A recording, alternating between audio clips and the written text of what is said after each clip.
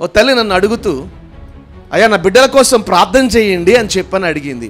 నేను ఒకవేళ చదువుల కోసమో లేకపోతే ఉద్యోగాల కోసమో వివాహాల కోసమో అడుగుతారేమో, సాధారణంగా పిల్లల కోసం అడిగేవి ఇవే కదా అని నేను అనుకుంటూ ఉండగా ఆ తల్లి అడిగిన మాట ఏంటంటే, నా బిడ్డలు వాళ్ళు బ్రతుకు దినములన్నిట మండుతూ ప్రకాశించే దీపాలలాగా ఉండేట్లుగా ప్రార్థన చేయండి పాస్టర్ గారు.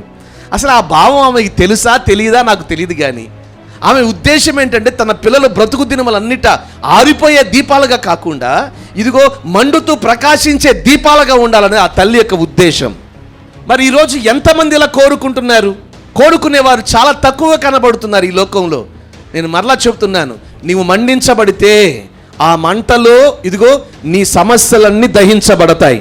నువ్వు ఆత్మలో మండించబడుతూ ఉంటే ఆ మంటలో నీ వ్యాధులన్నీ దహించబడతాయి. నువ్వు ఆత్మలో మండించబడితే నిన్ను ఎదురాడే ఇదిగో చీకటి కార్యములన్నీ తరిమి కొట్టబడతాయి.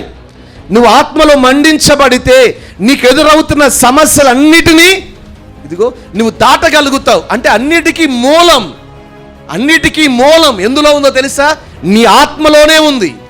నువ్వు ఆత్మలో మండితే నీ ఎదుట ఉన్నవన్నీ వాటికి అవే తొలుగుతాయి.